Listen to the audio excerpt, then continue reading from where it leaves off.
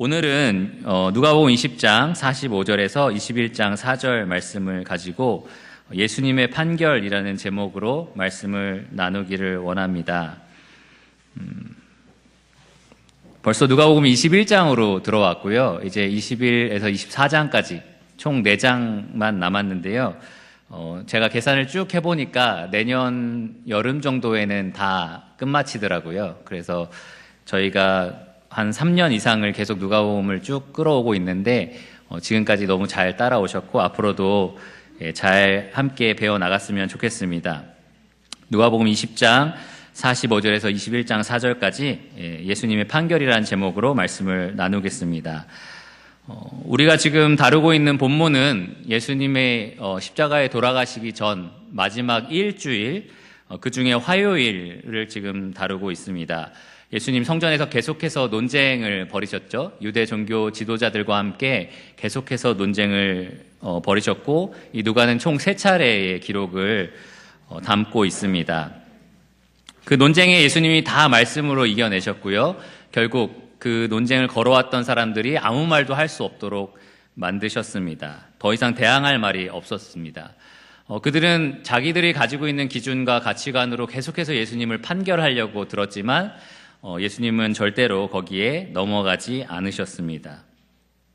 예수님은 승리하셨고요. 이제 예수님께서 그들을 판결하시려고 하십니다. 오늘 본문 말씀에서 예수님이 이 종교 지도자들을 판결하고 계십니다. 그 전에 우리가 지난주에 살펴본 것처럼 예수님은 자기가 누구인지를 분명하게 밝히셨습니다. 구약 성경을 통해서 내가 바로 그 예언된 그리스도다라고 말씀을 하셨는데요. 유일무이한 그리스도, 다윗의 자손이면서 동시에 다윗의 주일 수 있는 하나님이신 예수님이심을 드러내셨습니다. 그리고 그 하나님이신 자기 자신이 바라볼 때 이 유대 종교 지도자들이 어떤 존재인지를 오늘 판결하고 계십니다. 오늘 말씀을 통해서 당시에 많은 존경을 받았던 지도자들, 이 종교인들을 예수님이 어떻게 판결하시는지 함께 살펴보기를 원하고요. 혹시 이 예수님의 판결이 우리에게 해당되는 것은 없는지 교훈을 받기를 원합니다. 그러면 본문을 찾으신 줄 알고 잠깐 본문을 먼저 읽도록 하겠습니다. 누가복음 20장 45절입니다. 모든 백성이 들을 때에 예수께서 그 제자들에게 이르시되 긴 옷을 입고 다니는 것을 원하며 시장에서 문안받는 것과 회당의 높은 자리와 잔치의 윗자리를 좋아하는 서기관들을 삼가라. 그들은 과부의 가산을 삼키며 외식으로 길게 기도하니 그들이 더 엄중한 심판을 받으리라 하시니라. 예수께서 눈을 들어 부자들이 헌금함에 헌금 넣는 것을 보시고 또 어떤 가난한 과부가 2 렙돈 넣는 것을 보시고 이르시되 내가 참으로 너에게 말하노니 이 가난한 과부가 다른 모든 사람보다 많이 넣었도다. 저들은 그 풍족한 중에서 헌금을 넣었거니와 이 과부는 그 가난한 중에서 자기가 가지고 있는 생활비 전부를 넣느니라 하시니라. 오늘 이 예수님의 가르침은 이 45절에 나와 있는 것처럼 모든 백성이 듣고 있을 때에 이루어진 가르침입니다. 가르치신 분은 예수님이었고요. 그 가르침의 직접적인 대상은 그 제자들이었습니다. 하지만 마태복음 23장 1절에 있는 것처럼 예수님이 무리와 제자들을 대상으로 말씀하신 것이 분명합니다. 많은 사람들이 이 예수님의 대화를 듣고 있었기 때문입니다. 먼저 예수님은 첫 번째로 판결을 내리시는데요. 그 판결의 대상은 46절과 47절에 나오는 서기관들입니다. 당시에 많은 사람들이 높은 사람이라고 칭송했고 또 존경했고 스승으로 따랐던 사람들, 바로 이 서기관들을 예수님이 46절과 47절에서 판결하고 계십니다. 46절을 보시면 긴 옷을 입고 다니는 것을 원하고 시장에서 문안받는 것과 회당의 높은 자리와 잔치의 윗자리를 좋아하는 서기관이라고 기록이 되어 있습니다. 예수님 여기서 서기관을 콕 집어서 서기관들이라고만 말씀하시는 것 같지만 이 마태의 기록을 보면 서기관들과 함께 바리새인들이 함께 언급이 됩니다. 예수님이 지금 대상으로 삼고 있는 사람들은 서기관들뿐만 아니라 많은 종교 지도자들, 그 당시에 백성들 위에서 가르치고 또 백성들의 그 존경을 받았던 그러한 스승들을 말합니다. 특별히 이 서기관들은 말씀을 맡은 사람들이었습니다. 그 당시에 구약 성경을 관리하던 사람이었고요. 필사에서 보존하는 사람이었고 구약 성경을 해석할 수 있는 학자들이었고 그것을 백성들에게 가르치는 교사였습니다. 그래서 성경 여러 부분에 여러분들 율법 교사라는 말이 나오죠. 바로 그것이 이 서기관들을 가리켜서 하는 말입니다. 사람들은 당연히 이 성경을 가르치는 서기관들을 존경하고 따르고 선생님이여, 랍비여 혹은 아버지여 라고도 불렀습니다. 그들의 영적인 아버지와 같다라고 생각했기 때문입니다. 흥미로운 것은 그 당시에 이 서기관들이 랍비가 가르치는 그러한 내용들을 보면 실제 자기의 친아버지보다 스승을 더 높이 생각해라 라는 말이 있습니다. 아빠와 서기관들이 동시에 물에 빠지면 누구 먼저 구해야 된다고요? 서기관을 먼저 구해야 된다. 아버지는 나를 이 땅에 태어나게 한 사람에 불과하지만 서기관들은 나에게 새로운 삶을 허락하는 그러한 지혜를 주는 아버지이기 때문이다. 이러한 가르침이 있을 정도였습니다. 그만큼 존경받고 높임받고 그리고 사람들이 따랐던 그러한 교사이자 학자였던 사람들이 바로 이 서기관들입니다. 그런데 예수님은 이 서기관들을 이렇게 평가하십니다. 47절에 보시면 47절에 이 서기관들이 더 엄중한 심판을 받으리라. 조금은 충격적인 내용입니다. 여러분들이 가끔 저랑 이렇게 상담할 때 제가 저랑 아내랑 전혀 싸우는 것 같지 않으시죠? 이렇게 물어보면 전혀 안 싸울 것 같다고 막 그러는 사람들이 있어요. 근데 어떤 분들은 아마 그렇게 생각 안 하실 텐데 그런 자리입니다. 이 율법 교사라는 자리가 사람들이 볼 때는 그렇게 높은 자리고 흠이 없을 것 같은 자리인 거죠. 그러니까 사람들이 당연히 예수님이 높이 평가할 거라고 생각했는데 예수님은 그들이 더 엄중한 심판을 받을 것이다. 이렇게 충격적인 판결을 내리신 것입니다. 왜 이런 판결을 내렸을까요? 왜 그들이 볼 때 높이 보였던 그리고 존경받을 만한 서기관들을 예수님이 이렇게 엄하게 판결 내리고 계실까요? 사람들 눈에는 볼 수 없었던 문제가 이 서기관들에게 분명히 있었기 때문입니다. 사람들 눈에는 쉽게 드러나지 않았던 문제가 이 하나님이신 예수님 눈에는 분명하게 보였기 때문입니다. 사람들이 볼 수 없었던 그러나 예수님이 정확하게 지금 꿰뚫어 보고 있는 이 서기관들의 문제는 바로 외식이었습니다. 사람들 앞에서 자신을 높이는 행위, 그것을 바로 이 외식이라고 하는데요. 외식은 현대어로 바깥쪽을 장식함이라는 뜻을 가지고 있습니다. 사람은 보통 겉을 보죠. 사람의 속을 볼 수가 없으니까요. 하나님은 사람의 속을, 그 중심을 보십니다. 바깥을 장식하는데 애쓰다 보면 결국 누구를 생각하면서 살아갈까요?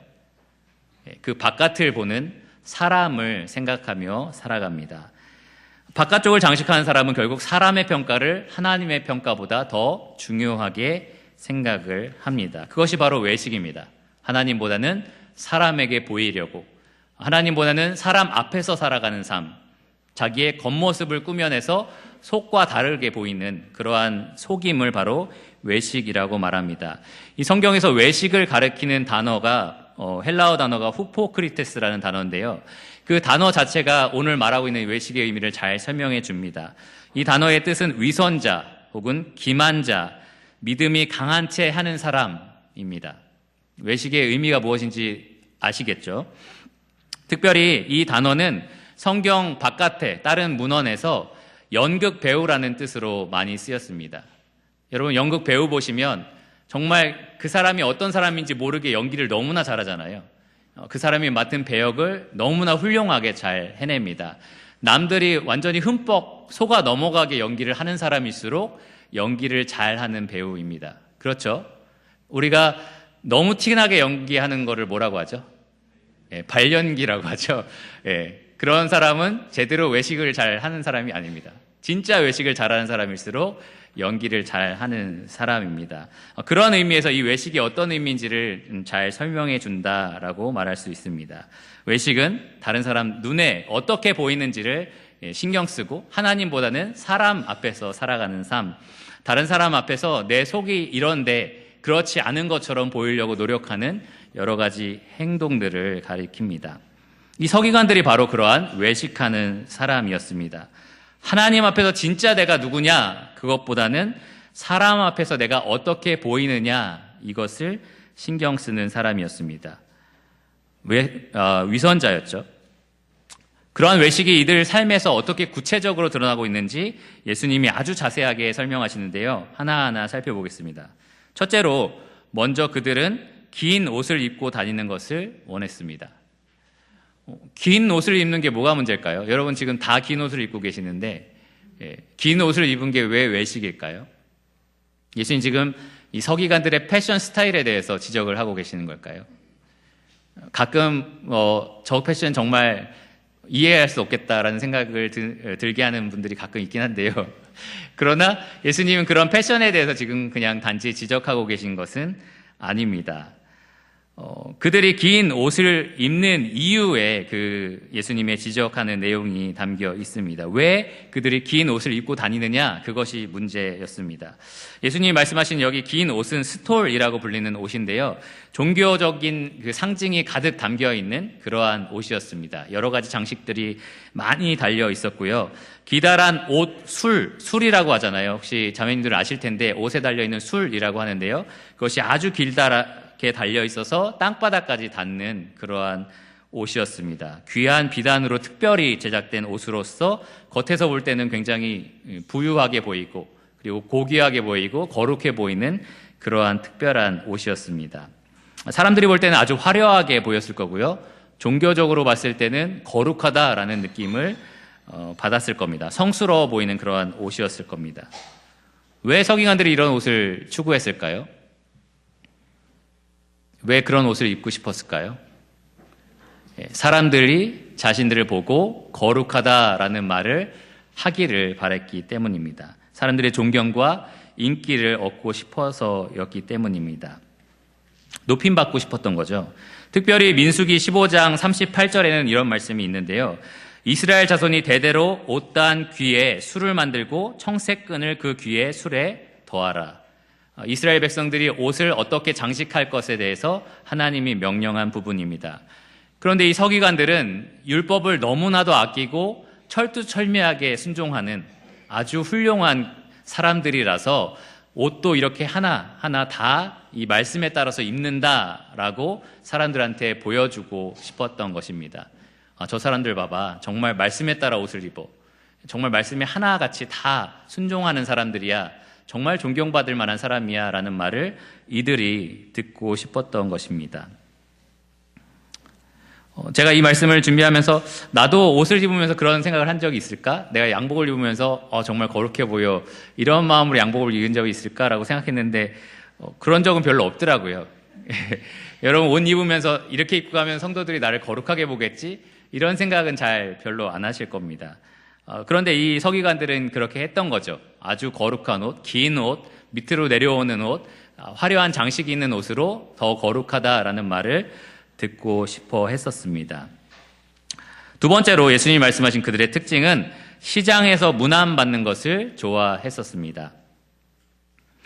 당시에 사람 많은 곳을 가려면 당연히 시장에 가면 됐었고요. 시장에 가면 여러분 흥미로운 게 굉장히 많잖아요. 맛있는 것도 되게 많고 되게 호기심 생기는 많은 일들이 일어났는데 이들이 시장에 갔던 이유 그리고 그것을 좋아했던 이유는 바로 문안 받는 것입니다. 인사를 받는 것인데요. 그들을 알아보고 사람들이 와서 랍비여, 주여 혹은 아버지여 이렇게 말하는 것을 그들이 듣고 싶어서 시장에 갔던 것입니다. 마태의 기록에 따르면 예수님은 제자들에게 이 말씀을 다루면서 땅에 있는 자를 아버지라 하지 말라. 너희는 랍비라 칭함을 받지 말라. 너희는 지도자라 칭함을 받지 말라. 이렇게 명령을 하십니다. 이 서기관들이 이런 것들을 원했다라는 거죠. 그러니까 예수님은 그런 것들을 너희가 원하지 마라. 내 제자들은 그런 것들을 바래서는 안 된다라고 명령을 하십니다. 단지 호칭의 문제는 아닙니다. 만약에 예수님 말씀을 호칭의 문제로 본다면 아버지를 아버지라 하지 마라. 그럼 우리가 이제 아버지를 뭐라고 불러야 되죠? 아빠? 약간 좀 피해가는 것 같은데요. 어쨌든 예수님이 제자들에게 이 말씀을 하신 목적은 호칭에 대한 문제가 아니라 어떻게 불리기를 바라는 것, 그 마음에 대한 문제입니다. 사람들 앞에서 아버지여라는 말을 듣기를 원하고 사람들이 나를 스승이여 혹은 랍비여 이렇게 말하는 것을 그들이 굉장히 좋아했던 것입니다. 그러니까 그렇게 하지 마라. 그런 것들을 추구하지 마라라고 예수님이 제자들에게 말씀을 하신 것입니다. 실제로 유대 문헌에 보면요, 자기에게 나와서 나의 주시여라고 말하지 않았다고 삐진 혹은 속상해하는 침울해하는 랍비에 대한 이야기가 나옵니다. 왜 침울할까요? 왜 나를 주시여라고 말을 안 했다고 해서 내가 침울해할까요?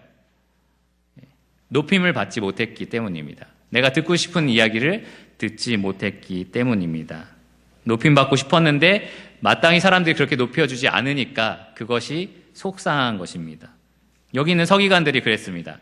시장에 가기를 좋아했던 이유, 사람들이 자기를 그렇게 높여 불러줬기 때문입니다.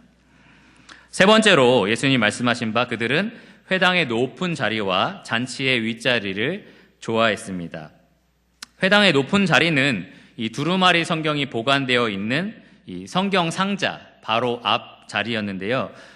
여러분 앉아 있는 것처럼 회중들이 이 성경이 보관되어 있는 상자를 바라보게끔 다들 앉게 되어 있는데 이 가장 높은 자리는 이 회중을 바라보는, 성경과 함께 바라보는 자리에 있었습니다. 그래서 보통은 거기에 가장 높은 학자들이나 고연령층이 그 자리를 차지했었습니다. 가르치는 자리죠. 근데 이 서기관들은 어디에 앉고 싶었다고요? 네. 그 자리, 가르치는 자리, 가장 높은 사람이 앉는 자리, 회중을 대하여서 내가 권위 있게 뭔가 말하는 자리, 그 자리를 이들이 원했던 것입니다. 왜 그럴까요?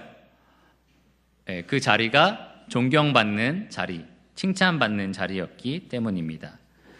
잔치의 윗자리는 어디냐면요, 예수님 당시에 잔치가 벌어졌을 때 식탁을 가운데 두고 삥 둘러서 사람들이 누워서 식사하는 것이 그 당시의 풍습이었습니다. 잔치를 배설한 주인이 있었을 거고요. 가장 높은 자리는 바로 주인의 가장 가까운 자리입니다. 주인이 존경하고 가장 친밀하게 여기는 사람을 주인 바로 옆자리에 앉게 했었습니다. 이 서기관들이 바로 그 자리에 앉고 싶었던 거죠. 주인 바로 옆자리. 제가 미국에 있을 때 컨퍼런스나 이 뱅킷 같은 걸 가끔 합니다. 만찬이라고 하는데요. 만찬을 하면 저희 학교 교수님들과 학생들을 다 같이 만찬 자리에 초대를 해요. 그러면 양복을 이렇게 딱 빼입고 그 둥그란 원탁에 다 앉게 되는데요. 원탁이 여기저기에 막 있습니다. 그리고 제 이름이 거기에 하나씩 다 있죠. 그런데 거기에 보면 포크도 순서대로 쭉 놓여 있고요. 조금 공식적인 그런 만찬 자리입니다. 그럴 때 궁금한 게 하나 있는데 존 메가더 목사님 옆에는 누가 앉을까? 누구를 거기 앉혔을까? 이런 게 좀 궁금하더라고요. 나도 거기 앉았으면 좋겠다라는 생각도 좀 들고, 그래서 이 말씀을 읽으면서 서기관들이 그랬구나. 제일 높은 사람 옆에 항상 앉아서 내가 그만큼 높은 사람처럼 보이기를 원했구나. 바로 이 서기관들이 그러한 것들을 원했었습니다. 그들은 회당에 가서도 높은 자리를 원했고요. 잔치집에 가서도 남들이 높여주는 자리에 앉기를 원했습니다. 근사해 보이는 자리, 존경받는 자리에 항상 앉기를 원했습니다. 하루는 예수님이 이 바리새인 지도자 집에 초대돼서 식사하신 적이 있었는데요. 그때 보니까 이 바리새인 지도자 그 초대한 주인 옆에 앉으려고 사람들이 막 싸우는 거예요. 서로 좋은 자리, 높은 자리를 차지하려고. 그랬을 때 예수님이 말씀하셨는데요. 잔치의 청함을 받았을 때 높은 자리에 앉지 말라, 이렇게 명령을 하셨습니다. 자기를 높이는 자는 낮아지고 자기를 낮추는 자는 높아지리라. 이 말씀을 그 자리에서 직접 높은 자리에 앉으려고 사람들이 싸울 때 그 자리에서 예수님이 말씀하셨습니다. 서기관들이 바로 그러한 일들을 했던 사람들이고요. 지금 동일하게 예수님이 비판을 하고 계십니다. 이 서기관들의 외식 문제는 여기서 끝나지 않고요. 47절까지 이어지는데, 첫째로 그들은 과부의 가산을 삼켰습니다. 이것은 외식의 또 다른 문제인데요. 겉으로는 고상한 척, 거룩한 척, 많이 아는 척, 또 높은 척을 했지만 실제 삶에서는 과부의 재산을 뺏는 일들을 했던 겁니다. 겉으로 보이는 것과 그들이 가르치는 것과 실제 그들이 살아내는 삶이 너무나 달랐습니다. 겉과 속이 다른 삶, 그러한 삶을 그들이 살았던 것입니다. 그것의 단적인 예로 예수님이 말씀하신 것이 바로 과부의 가산을 삼키는 것입니다. 당시에 과부는 사회 구성원 중에 가장 밑바닥에 있는 사람 중에 하나였습니다. 남편이 없기 때문에 자기의 재산을 보호할 능력도 없었고 자기 자신의 몸뚱아리도 보호할 능력이 과부에게는 턱없이 부족했습니다. 그래서 하나님은 율법을 주셨을 때 과부를 보호해라, 과부를 위해서 음식을 남겨라 라는 말씀들을 하셨습니다. 신명기 24장 21절 정도에 나와 있습니다. 그런데 항상 이렇게 과부에 대해서 보호해야 될 이 율법을 가르치는 이 서기관들이 오히려 과부를 착취하는 그러한 일들을 했던 것입니다. 야고보가 말한 정결하고 더러움이 없는 경건과는 완전히 다른 모습입니다. 과부를 함부로 대했던 그러한 모습입니다. 정확하게 어떻게 그들이 착취했는가 많은 추론들이 있는데요. 두 가지 정도로 생각해 볼 수 있습니다. 첫째로는 유대 문헌에 보면 그들이 과부의 환대를 악용했다 이렇게 기록이 되어 있습니다. 과부들이 자기가 갖고 있는 재산으로 이 유대교회에 뭔가 헌신하고 싶고 드리고 싶고 이 서기관들을 초대하고 싶을 때 그것들을 악용했다라는 거예요. 이 과부의 호의를 악용한 것입니다. 그래서 이 유대 문헌에 보면 그들을 대식가라고 불렀어요. 그러니까 와서 밥을 많이 먹었다라는 의미보다는 많은 것들을 더 요구하는 사람, 그렇게 불렸던 것입니다. 어떤 모습일까라고 제가 좀 상상을 해보니까 예를 들어서 이 가운데 정말 주님을 사랑하는 성도님들이 저에게 요번에 경로 캠프 갈 때 이것 좀 쓰세요라고 하실 수 있잖아요. 그렇게 근데 여러분들 중에는 과부가 있었다 혹은 고아가 있었다 이랬을 때 저에게 그렇게 호의로 뭔가 주려고 할 때 제가 조금 더 필요할 것 같습니다. 혹은 더 주님을 위해서 큰 은혜를 이렇게 베풀어주면 좋겠네요. 더 많은 마음을 저에게 주셨으면 좋겠네요. 뭐 이렇게 그걸 악용하는 거죠, 제가. 그러니까 그런 식으로 이 서기관들이 과부의 재산을 빼앗았습니다. 두 번째 경우는 탈무드의 기록에 나와 있는데 이 과부가 이 남편을 잃어버리고 나서는 그 재산을 관리할 능력이 부족하기 때문에 그 재산을 관리할 그러한 변호사 같은 그 국선 변호사 같은 일을 바로 이 서기관들이 했었습니다. 그래서 그 재산을 관리해주면서 그에 대한 보수를 많이 뜯어낸 것입니다. 그래서 이 과부의 가산을 삼켰던 것입니다. 그래서 이 외식하는 서기관들은 남들에게 높임받고 싶고 또 남들에게는 과부를 돌봐야 된다라고 가르치면서 실제 자기들의 삶에서는 과부의 가산을 삼키는 그러한 삶을 살았었습니다. 자기의 말로 하는 것과 행동으로 보여주는 것이 정반대인 그러한 삶을 살았습니다. 그러한 사람을 가리켜서 우리가 외식하는 사람이라고 말을 합니다. 마태복음 23장 3절에 보면 예수님은 그들에 대해서 말만 하고 행하지 않는 자라고 평가하십니다. 마지막으로 그들이 했던 외식의 구체적인 모습은 길게 기도했던 것입니다. 종교 생활이 외식적이었다라는 말인데요. 단지 기도가 길었다라는 것이 문제가 되는 것은 아닐 겁니다. 이 마태복음 6장 5절에 외식하던 자의 기도를 묘사하는 장면이 있는데요. 거기에서는 사람들에게 보이려고 외식하는 사람들이 회당과 큰 거리 어귀에 서서 기도를 하는 것을 좋아했습니다. 지금 이 상황이라고 하면은 이 골방에 제가 들어가서 혼자 하나님께 기도하는 것이 아니라요. 이렇게 사람 많은 곳 앞에 나와서 제가 큰 소리로 기도를 하는 거죠. 그것도 아주 길게. 왜 그렇게 하는 걸 좋아할까요? 여러분이 저를 볼 때 참 거룩하구나. 교회 와서 이렇게 기도하는구나. 그것도 이렇게 길게 기도하는구나 라는 것을 모두가 알아볼 수 있도록 하는 것입니다. 하나님이 들으시도록 하는 기도인가요? 아니죠. 사람이 들으라고 하는 기도입니다. 사람들이 듣고 나를 높여달라라고 하는 그러한 기도입니다. 아마도 회당과 큰 거리 어귀에서 큰 소리로 기도했을 겁니다. 모든 사람이 듣도록. 그리고 길게 기도한 이유는 뭘까요? 길게 기도할수록 더 많은 사람이 저를 볼 수 있겠죠. 더 많은 사람이 제가 기도하고 있다는 것을 확인할 수 있을 겁니다. 그리고 짧게 하는 것이 아니라 길게 할수록 정말 이 사람이 영적이구나, 하나님을 잘 섬기는 사람이구나라는 평가를 받을 수도 있을 겁니다. 예전에 제가 언제 한번 식사 기도를 할 때 맛있는 음식 주셔서 감사합니다. 예수님으로 기도했습니다. 아멘. 이렇게 하니까 깜짝 놀라는 사람들이 있더라고요. 너무 이렇게 약간 가볍게 기도하신 거 아닌가요? 라고 했는데 식사 기도인데 음식에 대한 감사만 하면 되는 거 아닐까요? 이렇게 얘기를 한 적이 있었습니다. 길게 그 자리에서 만약에 우리가 하늘에 계신 아버지 이름이 거룩히 여김을 받으시오며 이렇게 기도를 한다면 물론 진정한 의미에서 그렇게 할 수 있겠지만 계속해서 그렇게 길게 기도하면서 마치 이 서기관들처럼 사람들의 존경을 얻기 위해서 기도한다면 그것이 예수님이 여기서 지적하고 있는 바로 외식의 문제, 사람들에게 더 잘 보이기 하기 위해서 하는 그러한 문제가 될 것입니다. 그렇게 예수님이 지금 이 서기관들을 지적하고 계십니다. 특별히 예수님이 기도에 대한 말씀을 제자들에게 하셨을 때 마태복음 6장 6절에 이렇게 명령하셨습니다. 너희는 골방에 들어가 문을 닫고 은밀한 중에 계신 내 아버지께 기도하라. 하나님께서 은밀한 중에 보시고 갚으실 거다. 하나님은 은밀한 중에 우리의 기도를 다 들으시는 분이시고 우리의 중심을 보시는 분이신데 그러한 하나님께 기도하는 것이 아니라 이 서기관들은 모든 사람들이 듣도록 모든 사람들을 위해서 자기를 높이기 위해서 그러한 기도를 했던 것입니다. 잘 보면 이 사람들은요, 옷을 입는 것도 외식으로, 사람을 만나 인사하는 것도 외식이었고, 앉을 자리를 선택하는 것도 외식이었고, 기도하는 것도 모든 사람에게 보이기 위한 외식이었습니다. 마태복음에 보면 예수님은 23장 5절에 그들의 모든 행위를 사람에게 보이고자 한다, 이렇게 평가하셨습니다. 그러면서 예수님은 46절에 제자들에게 이런 서기관의 모습을 삼가라, 이렇게 명령을 주십니다. 경고를 하신 거죠.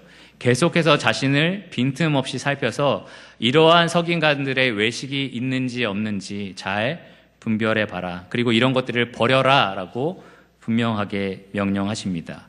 왜 그럴까요? 47절에 보시면 더 엄중한 심판이 이런 외식쟁이들에게 있을 것이기 때문입니다.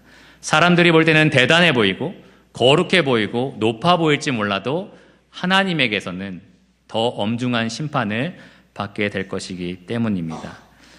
실제로 하나님이신 예수님은 이 바리새인과 서기관들을 이렇게 심판하셨습니다. 마태복음 23장에 화 있을진저 서기관들과 바리새인들이여, 외식하는 서기관들과 바리새인들이여 라고 7번이나 말씀을 하십니다. 저주를 받을지어다 라는 표현인데요, 저주를 받을지어다 7번이나 이 외식하는 서기관들과 바리새인들아, 그리고 더 분명하게 뱀들아 독사의 새끼들아 너희가 어떻게 지옥의 판결을 피하겠느냐, 이렇게 강력하게 판결을 내리셨습니다. 하나님이신 예수님이 보실 때 그들은 외식쟁이였고요, 그에 대한 형벌은 지옥이었던 것입니다. 예수님이 이 외식만큼 크게 꾸짖은 죄는 성경에 잘 등장하지 않습니다. 그리고 외식은 오늘날 우리들에게도 피할 수 없는 그러한 엄중한 심판을 받을 죄입니다. 누가 이 죄에 가장 취약할까요? 누가 이러한 외식에 가장 취약한 그러한 특징을 보일까요? 바로 저입니다. 가르치는 사람, 인도자, 여기는 서기관들처럼 백성들 앞에서 가르쳐야 하는 사람, 학생의 교사, 죄송하지만 청년의 교사, 주일학교 교사, 가르치는 입장에 있는 사람들, 인도하는 입장에 있는 사람들이 사실 이런 외식에 쉽게 빠져들 수가 있습니다. 사람에게 쉽게 높임을 받을 수 있는 자리고요, 존경을 얻을 수 있는 자리이기 때문입니다. 제가 여기에 해당이 되고요, 교회에서 일하고 있는 사람들, 또 교사로 일하고 있는 사람들이 여기에 해당합니다. 우리들은 그러한 이 서기관들이 빠졌던 죄에 쉽게 유혹을 받습니다. 멋진 양복을 입으면 뭔가 다른 사람보다는 나아 보입니다. 추리닝 입고 온 사람보다는 더 내가 뭔가 준비됐고 거룩한 사람이다라고 의스될 수 있습니다. 그런 옷을 입고 오면 뭔가 사람들이 나를 더 존경해 주겠지라고 바랄 수도 있습니다. 사람들이 저에게 선생님 혹은 교사들에게 선생님이라고 부르는 것, 혹은 목사님이라고 부르는 것을 즐길 수가 있습니다. 그냥 즐길 뿐만 아니라 그렇게 부르지 않는다면 분노할 수도 있습니다. 그것이 바로 이 외식의 죄인데요, 그러한 죄에 쉽게 우리가 빠질 수가 있습니다. 어디를 가도 당연히 상석에 앉아야 된다라는 생각을 가질 수가 있고요, 대화 중에서 나는 항상 가르치는 입장에서 권위를 갖고 내가 뭔가 결론 내리는 입장에 서야 한다. 그러한 유혹에 빠질 수도 있습니다. 식사 자리에 가도 언제나 나는 얻어먹는 자리다. 나는 내는 척은 하지만 내지 않아도 되는 사람이다. 라는 그러한 생각에 빠질 수도 있습니다. 그것이 당연하다라는 생각을 갖는 거죠. 항상 진리를 강력하게 선포하고 가르쳐야 하는 입장인데 내가 가르치는 만큼 사실 살지는 않으면서 그것이 당연한 것처럼 아주 태연하게 외식적인 삶을 즐길 수도 있습니다. 거룩하게 살아야 됩니다. 거짓말하지 말아야 됩니다. 서로 싸우면 안 됩니다. 미워하면 안 됩니다라고 가르치는 자리잖아요. 여기 계신 선생님들도 아마 다 그렇게 가르치셔야 할 텐데 정작 나는 싸우고 있고 정작 나는 죄를 즐기고 있고 그러한 외식적인 삶을 충분히 살 수가 있습니다. 기도할 때 더 대단해 보이고 싶고 더 화려한 미사여구를 쓰고 싶고 더 존경받는 저분이 기도하면 정말 은혜가 되더라 이 말을 듣고 싶고 말씀을 전해도 저분이 말씀하면 정말 최고야 이런 말을 듣고 싶고 그러한 외식에 쉽게 빠질 수가 있습니다.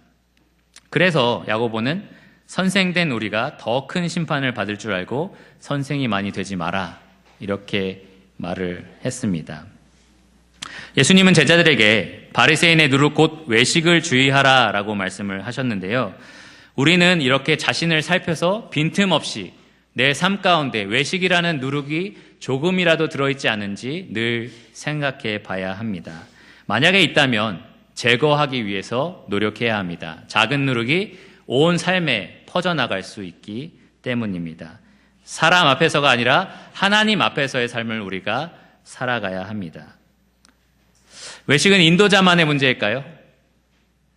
저만의 문제인가요? 그러면 제가 집에서 혼자 이렇게 하면 되는데 여러분의 문제가 될 수도 있습니다. 사실 우리 모두가 외식에 쉽게 빠져들 수가 있습니다. 주중에는 온갖 죄에 우리가 즐기면서 살다가 중독되어서 빠져 살다가 주일에는 거룩한 척 이곳에 앉아 있을 수 있습니다. 성도에 대한 뒷담화하고 성도랑 갈등이 있고 분쟁이 있는데 이 성도의 연합을 상징하는 거룩한 성찬에 우리가 아무런 거리낌 없이 참여할 수 있습니다. 왜 그럴까요? 내가 떼는지 안 떼는지 사람들이 보니까 그렇게 외식적으로 만찬에 참여할 수 있습니다. 세상에서는 믿지 않는 사람처럼 정말 저 사람이 믿는 사람인지 도저히 알아볼 수 없을 정도로 살면서 교회에 오면 교회 맞춤형 옷을 입고 교인처럼 살아가는 그런 이중적인 삶을 살아갈 수 있습니다. 또 꼭 이렇게 부정적인 것뿐만 아니라요.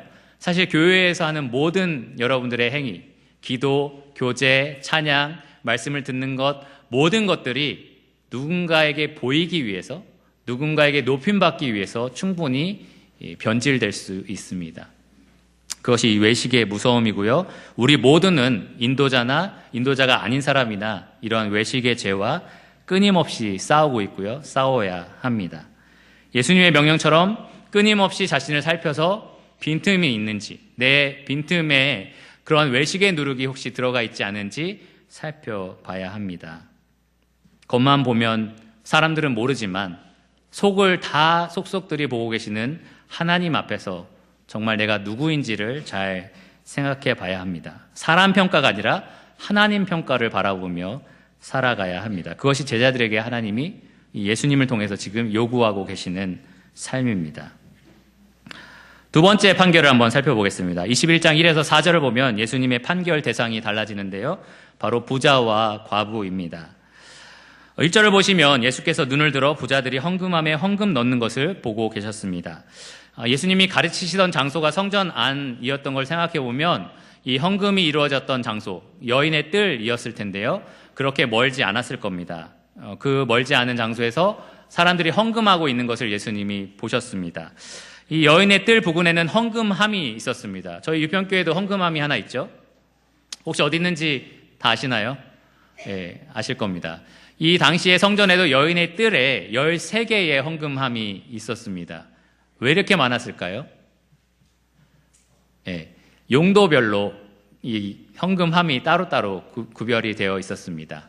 성전 보수용, 아니면 예식 준비용, 이런 식으로 많은 다른 용도가 기록되어 있는 헌금함 13개가 준비되어 있었습니다. 오늘날에도 감사헌금, 구제헌금, 성교헌금 이렇게 봉투를 다르게 하는 교회들이 있잖아요.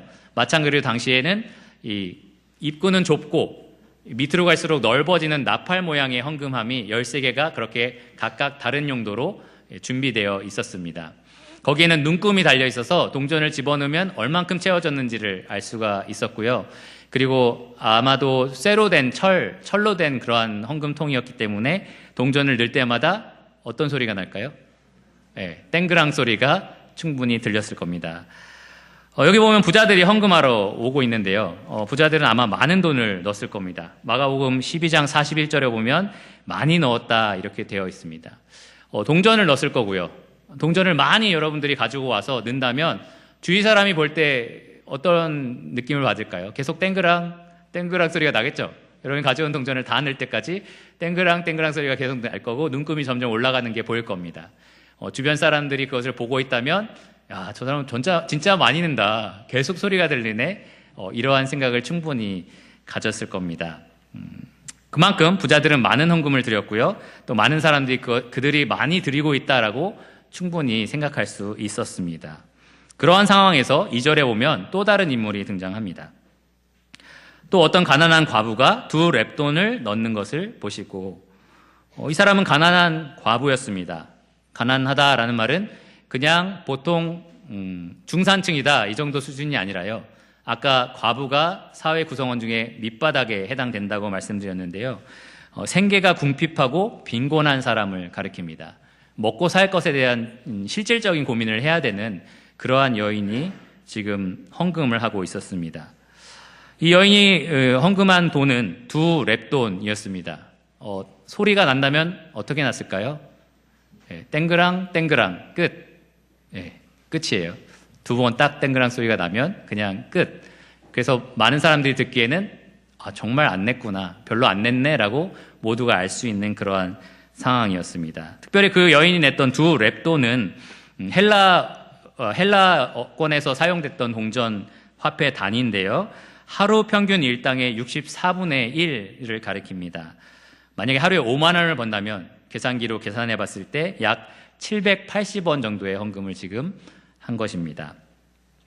로마에서는 로마 화폐 단위로는 한 고드란트라고 불렀는데요.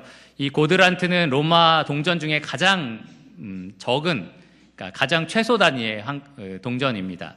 우리나라 동전 중에 제일 적은 금액이 뭐죠? 10원? 1원 지금 안 나오나요?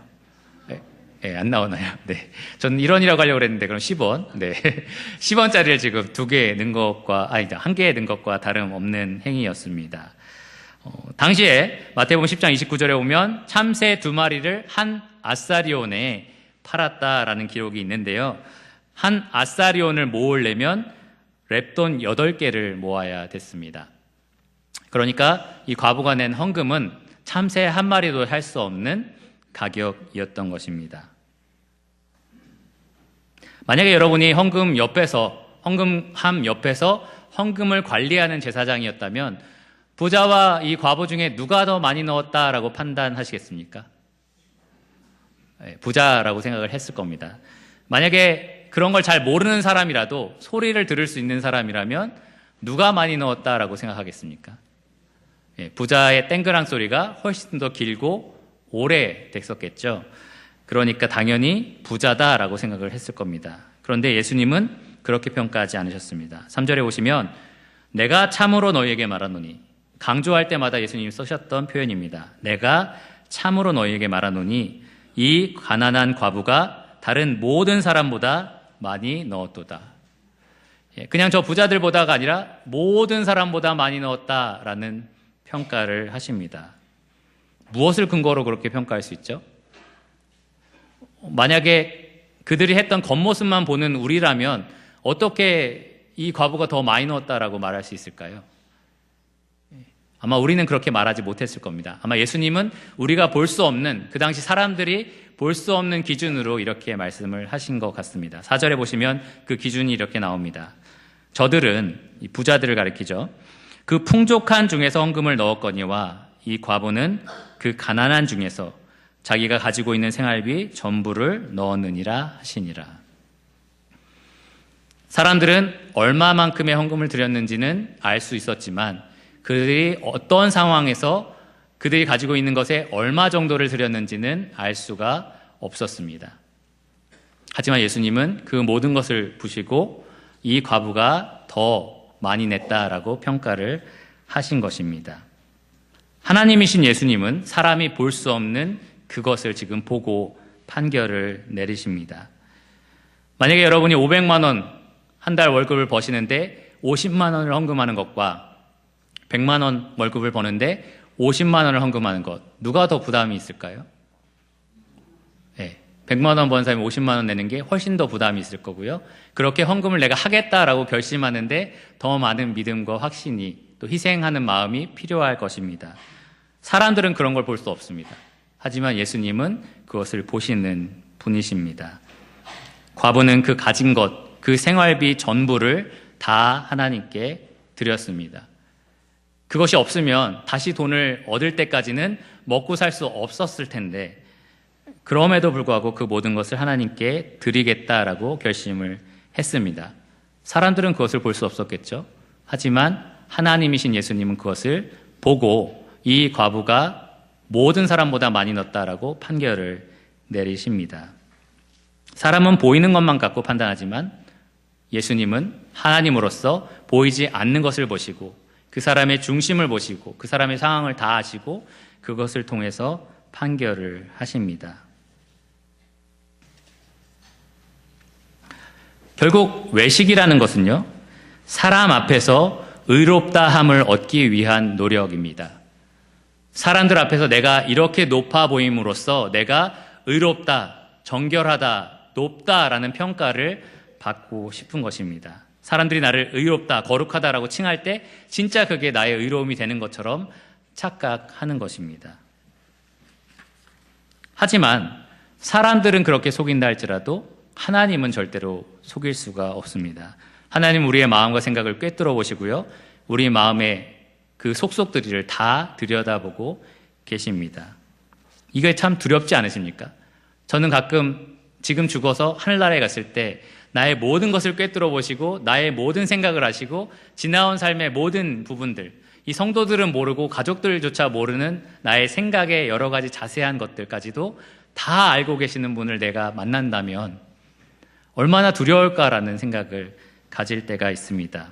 그리고 그것에 따라 나를 평가하시고 심판하는 분이 계시다면 내가 얼마나 두려울까라는 생각을 종종 갖습니다. 아담과 하와가 범죄했을 때 이 하나님의 낯을 피하여 숨었다라고 표현되어 있는데요, 이 죄를 가지고 있는 인간은 하나님 앞에 그렇게 담대하게 설 수가 없습니다. 어둠은 빛을 싫어하고요, 그 이유는 빛 가운데 어둠의 속속들이가 다 드러나기 때문입니다. 하지만 우리 사람을 속일 수 있어도 하나님은 절대로 속일 수가 없습니다. 아주 기가 막히게 사람을 잘 속이는 외식쟁이, 대배우라도, 다른 의미에서 정말 대배우라도 하나님은 절대로 속일 수가 없습니다. 우리의 포장된 의로움의 그 속에 있는 더러운 속내를 하나님은 다 들여다보고 계십니다. 그런데 어떻게 우리가 사람들에게 의로움을 얻지 않고 하나님 앞에서 당당하게 살아갈 수가 있을까요? 이 외식을 어떻게 하면 우리가 피해갈 수 있을까요? 어떻게 하면 우리가 외식하지 않는 사람으로 정말 살아갈 수 있을까요? 여기에 진정한 소망이 있는데요, 바로 참 빛, 곧 세상에 와서 각 사람에게 비추는 빛 예수 그리스도가 우리에게 오셨기 때문입니다. 그분이 바로 우리의 소망이십니다. 그를 영접하는 자, 곧 그 이름을 믿는 자들에게는 하나님의 자녀가 되는 권세를 주신다 약속하셨습니다. 이 외식과 죄가 가득한 우리가 하나님 앞에 나아갈 수 있을 뿐만 아니라 그분의 자녀가 된다라는 이 분명한 약속이 주어져 있습니다. 이 예수님을 통해서요. 어떻게 그게 가능하냐고요? 이 제자들에게 외식에 대해서 말씀하고 계시는 예수님은 곧 잡히실 거고요, 죽임당하실 거고요, 십자가에서 모든 물과 피를 쏟으실 것입니다. 그 피를 누굴 위해서 흘립니까? 모든 죄인들, 하나님 앞에 담대히 설 수 없는 사람들, 그래서 사람들 앞에서 의롭다함을 얻기 위해서 끊임없이 투쟁하는 외식쟁이들을 위해서 예수님이 피를 흘려주십니다.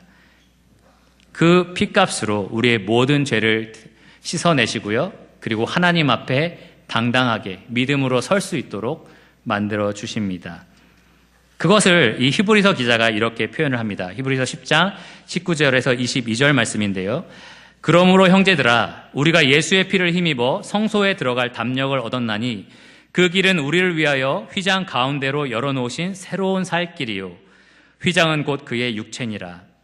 또 하나님의 집 다스리는 큰 제사장이 계심에 우리가 마음의 뿌림을 받아 악한 양심으로부터 벗어나고 몸은 맑은 물로 씻음을 받았으니 참 마음과 온전한 믿음으로 하나님께 나아가자. 예수 그리스도 때문에 우리는 더 이상 외식적인 삶을 살지 않아도 됩니다. 우린 더 이상 이 악한 양심으로 겉과 속이 다른 그러한 삶을 살 필요가 없습니다. 더 이상 사람들에게 칭의를 얻기 위해서 구걸하며 살아갈 필요가 없어졌습니다. 오히려 사람이 인정하고 사람에게 높임받는 삶을 거절해야 할 분명한 이유가 우리에게 생겼습니다. 예수 그리스도를 통하여 휘장 가운데로 난 그 길을 따라 우리가 하나님 앞에 당당하게 설 수 있는 자들이 되었기 때문입니다. 예수 그리스도의 피가 우리의 몸과 마음을 깨끗하게 씻어내셔서 하나님 앞에 담대하게 설 수 있는 사람들이 되었기 때문입니다. 우리는 참 마음과 온전한 믿음으로 이제 하나님 앞에 살아갈 수 있는 사람들이 되었습니다. 예수 그리스도를 통하여 우리가 의롭다함을 이미 얻은 사람들이 되었습니다. 더 이상의 사람들로부터 의롭다함을 추구할 이유가 없어졌습니다.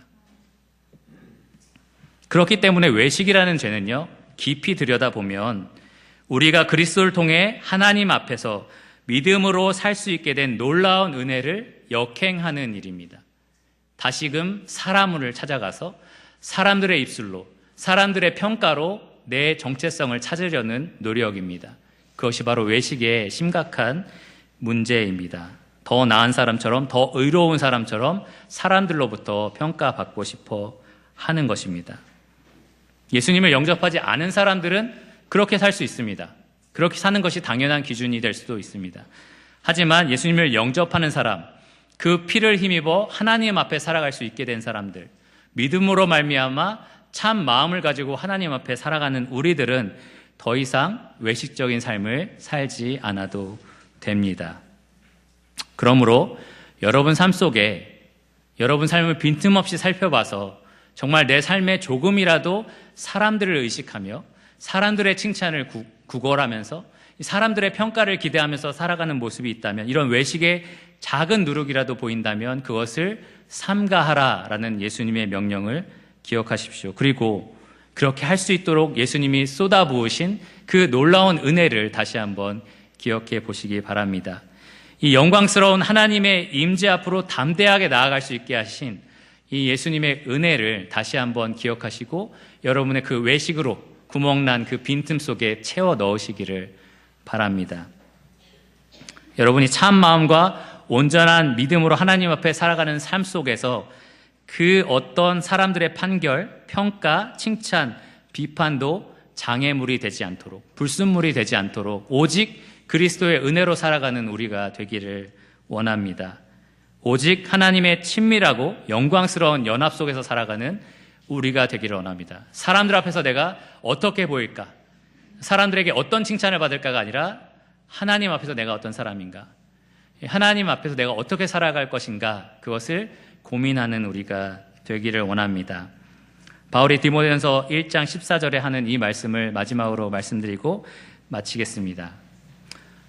우리 주의 은혜가 그리스도 예수 안에 있는 믿음과 사랑과 함께 넘치도록 풍성하기를 간절히 기도하노라.